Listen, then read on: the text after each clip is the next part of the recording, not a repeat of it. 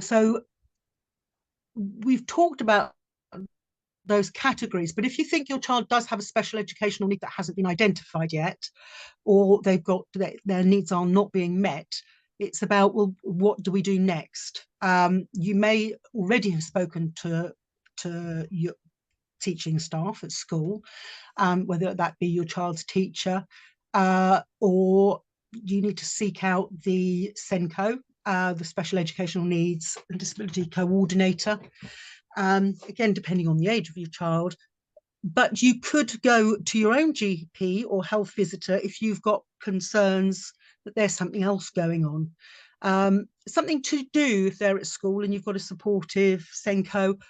Talk to them as well about getting the school to get in an educational psychologist to assess your child.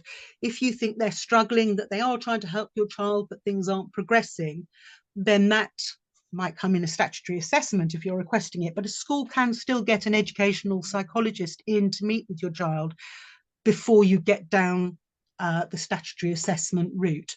And if you manage to secure that, and you get the report, then that can actually help your case if you want to progress to a formal statutory assessment. So if we go on to the next slide, please, Laura. Yeah, I have. Oh, lovely, thank you.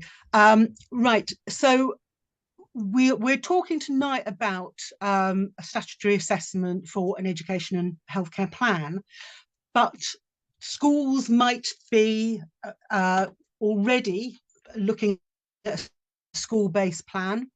And I think it's useful to know what the difference is between a school-based plan and an education and healthcare plan. We've already said an education and healthcare plan is actually a legal document, which means by law, they have to provide, meet your child's needs as described, and with the provision that's stipulated in an education healthcare plan, what it states your child needs, and how often and who is delivering it.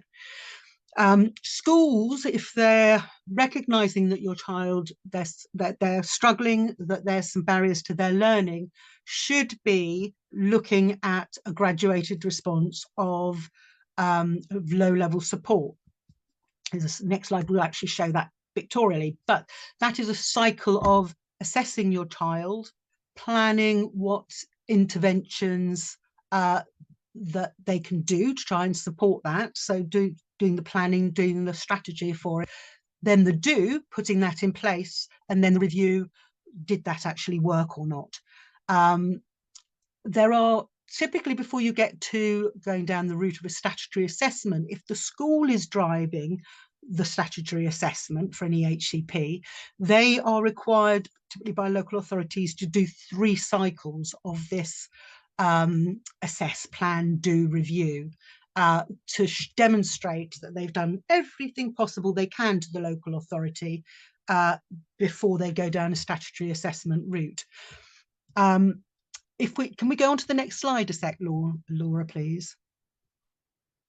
And that shows you what I'm describing. So the assess, identify the child or young person's needs, work out what support to offer and how and who's going to do it, put it into action, and then review whether it's working or not.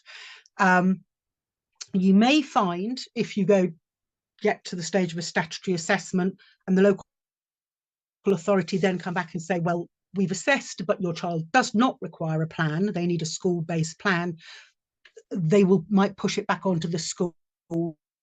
They'll say, well, we believe that there's enough support in place, there's enough reviewing and assessing going on that it's not required. A school-based plan will meet your child's needs without additional support. That might be the case, it depends on your child, but it's being aware that it might not be the case, because it can be a bit in this time of financial crisis that local authorities will go down the route of a school-based plan. But there are many children who are very successful in school with a school-based plan. They're getting the right support they need from the school.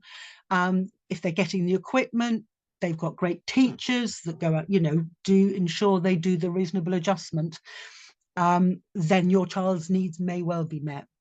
But if we go on to the next slide, please,